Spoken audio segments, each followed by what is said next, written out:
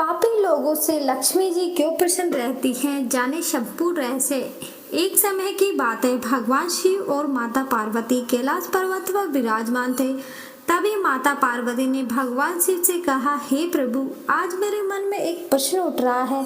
यदि आप मेरे एक प्रश्न के उत्तर देकर आप मुझे संतुष्ट करेंगे तो मेरे मन को बहुत शांति मिलेगी। तभी भगवान शिव कहते हैं, हे देवी, आखिर तुम्हारे मन में कौन सा एक प्रश्न है।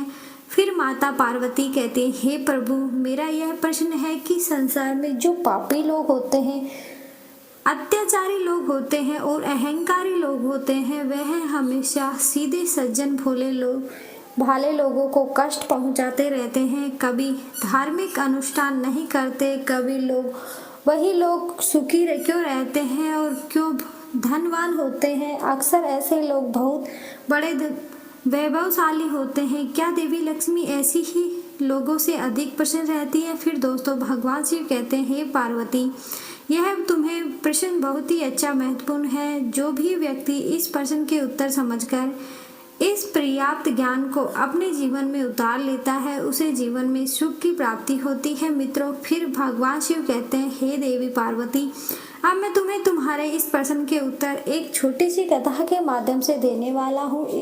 इस कहानी के माध्यम से तुम अपने इस प्रश्न के उत्तर को ठीक तरह से समझ पाओगी, परंतु मेरी एक शर्त है, जब तक मैं इस कहानी को सुनाऊंगा तब तक तुम्हें कहानी का ध्यान से सुनना है। मित्रों, फिर माता पार्वती कहने लगी, हे प्रभु, मैं आपको वचन देती हूँ कि इस कथा को मैं पूरे मन और लगन से सुनूंगी। आप कृपया उस कथा को प्रारंभ करें। मित्रों, फिर भगवान शिव माता पार्वती को साथ लेकर जगत का भ्रमण करने के लिए चल देते हैं और भगवान शिव कहते हैं, हे देवी पार्वती, तुम्हारे प्रश्नों का समाधान भी हमारी इस यात्रा में छुपा हुआ है। दोस्तों, फिर माता पार्वती और भगवान शिव ने अपने शेष भेष बदला और एक गरीब ब्राह्मण और ब्राह्मणी बनकर दोनों जंगल के मार्ग से पैदल चल दिए, जिसे मृत्यु लोक में भ्रमण करने के लिए चले जाते थे। तो चलते चलते उन्हें रास्ते में कटे हुए वृक्ष की जड़ मिली, जिसकी पृथ्वी से थोड़ी ऊपर टूट निकली हुई थी, जिसे भगवान शिव माता पार्वती के साथ चलते जा रहे थे। तो अंधेरा होने के कारण भगवान शिव को वह कूड़ दिखाई नहीं दी और भगवान शिव का पैर उस कूड़ में टकरा गया और जैसे ही उनका पैर उस कूड़ से टकराया तो भगवान शिव आगे की तरफ गिर पड़े। दोस्तों, भगवान शिव जमीन पर गिर पड़ने के कारण उनके पैर में रक्त की धारा बहने लगी। तभी माता पार्वती यह देखकर घबरा गई और माता पार्वती ने जल्दी से अपनी साड़ी से पल्लू फाड़ा और उसमें से एक टुकड़ा भगवान शिव के पैर में बांधना प्रारंभ कर दिया। तब कपड़े की पट्टी माता पार्वती ने बांधी तो भगवान शिव खड़े हुए और उस टूट को देखकर कहने लगे, हे टूटे हुए वृक्ष के टूट, तुम बहुत विशाल हो जाओ। तुम्हारी ऊंचाई इस जंगल से सभी वृक्षों से ऊंची हो जाए, जिससे तुम्हारी शोभ सभी वृक्षों से अद्भुत हो जाए। वृक्षों में तुम सबसे बड़े वृक्ष कहलाओ। उल्टा उसे आशीर्वाद दे दिया। दोस्तों, भगवान शिव ने इस व्यवहार से माता पार्वती बड़ी नाखुश हुई और माता पार्वती ने जब रुका नहीं गया तो माता पार्वती भगवान शिव से कहने लगी, हे प्रभु, आपकी लीला भी बड़ी विचित्र है। जिस टूट से आपको कष्ट पहुंचाया, जिसने आपको चोट पहुंचाई, आपके पैर में कितना रक्त बह रहा है। जिस वृक्ष की जड़ से आप ठोकर खाकर गिर पड़े, आपने उसी वृक्ष को इतना विशाल होने का वरदान दे दिया। भगवान, आपकी माया मेरे समझ में नहीं आ रही, इसका क्या कारण है। देवी पार्वती और अत्यंत व्यथित होकर देखकर भगवान शिव कहने लगे, हे पार्वती, समय आने पर आपको सब इसका जवाब भी स्वतः ही मिल जाएगा। अब आप कैलाश पर्वत पर चलिए। दोस्तों, फिर इस प्रकार माता पार्वती और भगवान शिव जगत का भ्रमण करने के बाद कैलाश पर्वत पर लौट आए और फिर से अपनी धर्म चर्चाओं में व्यस्त हो जाते हैं। दोस्तों, फिर उसी काल से क्या होता है कि जो टूट था, भगवान शिव ने उसे विशाल होने का वरदान दे दिया था। अब तो वह टूट बहुत विशाल वृक्ष के रूप में परिवर्तन हो गया। वह वृक्ष अब बहुत बड़ा हो गया था और जितने भी उस जंगल के वृक्ष थे, उन सभी वृक्षों से उसकी ऊंचाई बहुत अधिक हो गई। धीरे धीरे वो वृक्ष लंबी लंबी शाखाओं वाला और घनी छाया वाला वृक्ष बनता चला गया। दूर दूर तक उसकी छाया फैली रहती। इसी बात का उस वृक्ष को मंद होने लगा। वह अपने से छोटे सभी वृक्षों को देखकर हंसता और उनकी खिल्ली उड़ाता था। घमंड से हर समय सर उठाए रहता था। वो ना तो किसी वृक्ष से मिलकर रहता था और ना ही किसी को अपने आगे कुछ समझता था। दोस्तों, जो व्यक्ति जैसा होता है अपने स्वभाव को कभी नहीं छोड़ता। दुष्ट व्यक्ति अपनी दुष्टता को नहीं छोड़ता। कई बार लोग धन, पद और प्रतिष्ठा पाकर अहंकार में भर जाते हैं और फिर जल्दी नष्ट हो जाते हैं। अचानक अगर किसी को शक्ति या धन मिल जाए तो वह स्वाभाविक रूप से आपे से बाहर हो जाता है। कुछ विरले ही होते हैं जिन्हें धन, पद या अभिमान नहीं होते हैं। दोस्तों, उस वृक्ष के विशाल होने के बाद अनेक प्रकार के पक्षी उस वृक्ष की लंबी लंबी शाखाओं पर बसेरा करने लगते हैं। लेकिन वह वृक्ष इतना घमंडी हो गया था कि जो भी पक्षी उसकी शाखाओं पर बसेरा करने के लिए आते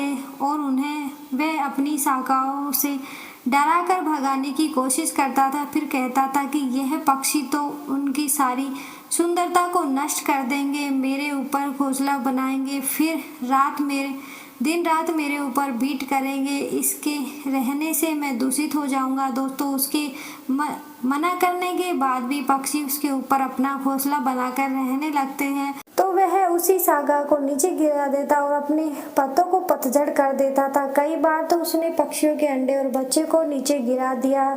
इस वाश्य पक्षी लोग बहुत दुखी हुए और वे मन ही मन उस वृक्ष को कोसते थे। दोस्तों, धीरे धीरे जब वसंत ऋतु का आगमन होता है तब वृक्ष पूरी तरह से पतझड़ फिर से नई डालियां, नए पत्ते धारण करता है, जिससे वह और सुंदर हो जाता है और अपने आप को देखकर उसका घर साथ में आसमान पर पहुंच गया था। क्योंकि पूरे वन में उस वृक्ष के सुंदर कोई वृक्ष नहीं लगता था, क्योंकि भगवान शिव ने उसे वरदान तो दिया था। उसको विशाल होने का वरदान स्वयं शिव जी ने ही दिया था। दोस्तों, एक दिन की बात है, बहुत तेजी से आंधी आती है और एक भयंकर तूफान आता है, जिससे तूफान का वेग इतना प्रबल था कि जंगल के सारे वृक्ष भयभीत होने लगे। लेकिन वे वृक्ष अपने घमंड के चूर में खड़ा था और मुस्कुरा रहा था। उससे छोटे जितने भी वृक्ष थे वे बेचारे मिलजुल कर इकट्ठे रहते और वह उस जंगल में अकेला खड़ा था।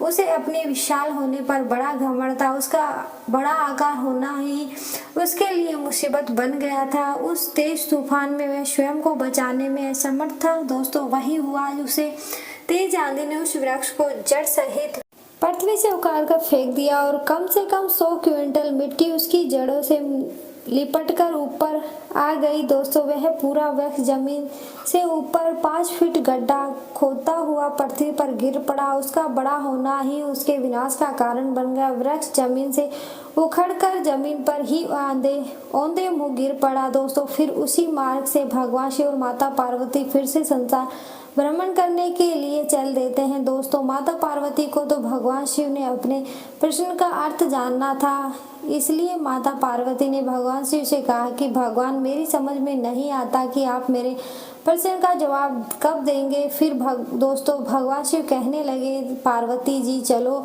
आज हम मृत्युलोक का भ्रमण करने के लिए चलते हैं। मित्रों, इतना कहकर बातचीत करते हुए शिव और पार्वती जी साथ साथ भगवान शिव जंगल के रास्ते से चल पड़ते, जिस रास्ते में वह विशाल वृक्ष जड़ सहित उखड़कर नीचे गिरा था। उसी स्थान पर भगवान शिव और माता पार्वती आ जाते हैं। जब उस वृक्ष को गिरा हुआ माता पार्वती ने देखा तो भगवान भोलेनाथ से कहने लगी, हे देवादिदेव, आपकी लीला भी कितनी विचित्र है। देखिए, यह कितना सुंदर वृक्ष है और कितना विशाल वृक्ष है। इस वन में इसके मुकाबले का भी वृक्ष नहीं है। यह वृक्ष सबसे बड़ा है, सबसे सुंदर है। इसकी छाया कितनी सुंदर होगी, क्योंकि यह सबसे सघन्य भी है। तूफान से कितना बुरा हुआ जो इस वृक्ष को जड़ सहित उखाड़ कर पटक दिया है। हे भगवान, यह देखो बेचारा जड़ से ही नष्ट हो गया। इसका क्या कारण है? हे प्रभु, इस सुंदर वृक्ष को आपने इतनी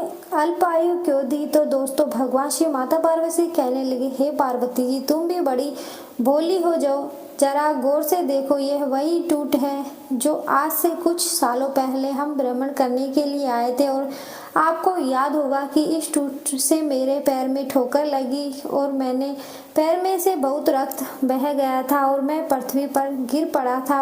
यह वही वृक्ष है, यह वही टूट है। परंतु हे पार्वती जी, मैंने उस समय इसे क्या वरदान दिया था, क्या आपको याद नहीं? फिर माता पार्वती बोली, हाँ प्रभु, मुझे अच्छी तरह से याद है कि आपने इस वृक्ष को विशाल होने का वरदान दिया था। दोस्तों, फिर भगवान शिव कहते हैं, हे देवी पार्वती जी, यदि उस समय इस टूट को उखाड़ते तो मुझे ना जाने कितनी मेहनत करनी पड़ती और ना मैं इसको जड़ से उखाड़ सकता था, और इसे जड़ से ही उखाड़ने के लिए मुझे कई परिश्रम करना पड़ता, तब वह कहीं उस टूट को उखाड़ पाता। हे पार्वती, वह टूट अत्याचारी और अहंकारी था, इसलिए उसका नाश करना मेरे लिए आवश्यक हो गया था। इसलिए मैंने उसे टूट को विशाल होने का वरदान दिया था। इसलिए मैंने उससे कहा कि तुम इस जंगल में सबसे बड़े बन जाओ। हे देवी, यह वृक्ष विशाल हो गया और यह वही टूट है और इन सभी वृक्षों से बड़ा भी हो गया। तब यह बड़ा हो जाता है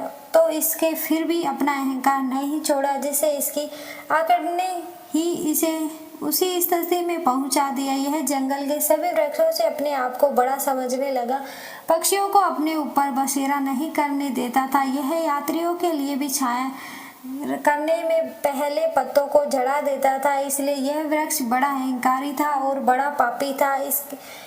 इसने अपने जीवन में कोई भलाई का काम नहीं किया। दोस्तों, और याद रखना कि जो लोग सिर्फ नाम के बड़े हो जाते हैं, उनसे किसी को कोई सुख नहीं मिलता। उसका जीवन लोहार की उस जोनी की तरह हो जाता है जो सांस तो लेती है पर उसमें जीवन का कोई अंश नहीं होता। जो लोग उस वृक्ष के स्वभाव से के होते हैं, जो सिर्फ अपना पेट बड़ा करने में लगे रहते हैं, जो औरों को नीचे दिखाने का काम करते हैं, घमंड के कारण किसी को कुछ नहीं समझते, वे अपने आप को ही देखते हैं, अपने ही शरीर से प्रेम करते हैं, जिनके अंदर अकड़ होती है, ऐसे लोगों को उनका ही अहंकार मार देता है। ऐसे लोग अपने उसी विशेषता के कारण मारे जाते हैं। यदि कोई इस तरह के स्वभाव वाला व्यक्ति बहुत बड़ा धनवान है तो अधिक धन ही उसे मृत्यु के मुख में पहुंचा देता है, और देवी लक्ष्मी भी ऐसे लोगों के पास अधिकतर इसलिए रहती है ताकि उनका सर्वनाश कर सके। आपने देखा होगा कि अधिक धन होने से मनुष्य के कई दोष आ जाते हैं। चींटी जब मरने वाली होती है तो उसके शरीर में पंख उग जाते हैं। जमीन पर रेंगने वाली चींटी भी आकाश में उड़ने लगती है। वो उड़ान उसे विनाश की ओर ले जाती है। कहते हैं बड़ा होना भी सरल है पर बड़ा बनकर जीना बहुत कठिन है। दोस्तों, फिर भगवान शिव बोले, हे देवी, यह वृक्ष जब छोटा पौधा था तब भी इसमें अकड़ थी।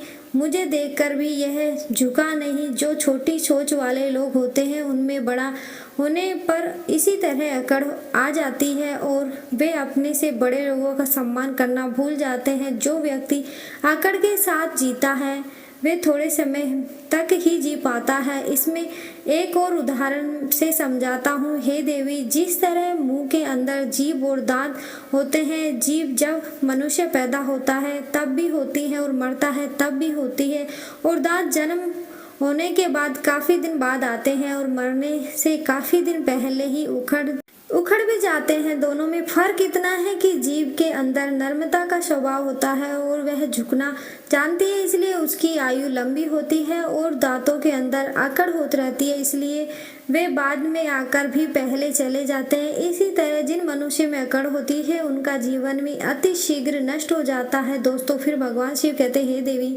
इस टूट को दूर करने में मुझे बिल्कुल भी मेहनत नहीं करनी पड़ी। वही होकर बड़ी होकर यह खुद ही जड़ सहित उखड़ गई। इसी तरह जो दुष्ट व्यक्ति होते हैं वे कुछ समय के लिए धनवान बन जाते हैं, थोड़े समय के लिए सुख तो हो जाता है और वैभवशाली भी हो जाते हैं, लेकिन जिस समय में उन्हें मौका देता हूँ धर्म पे चलने का, उस समय यदि वह नहीं सुधरे और उनमें सुधार नहीं होता तो जैसे इस वृक्ष की जड़ सहित नाश हो गया, ऐसे ही उन पापी मनुष्यों का भी जड़ सहित विनाश कर देता हूँ। दोस्तों, फिर माता पार्वती कहने लगी, हे भगवान, आप धन्य हैं प्रभु, आपकी माया धन्य है। हम तो आपकी इस माया को समझ ही नहीं पाए तो दोस्तों फिर भगवान शिव माता पार्वती को बताते हैं कि मनुष्य कैसे अंत के सलूम नाश को प्राप्त होता है। रावण का नाम भी आपने सुना होगा। रावण कितना बड़ा योद्धा था, विश्व उसकी चालें बजाता था। उसने तीनों लोगों को जीत लिया था, परंतु वह लंबे समय तक नहीं जी सका और एक दिन मृत्यु को प्राप्त हो गया। उसके कुल में सिर्फ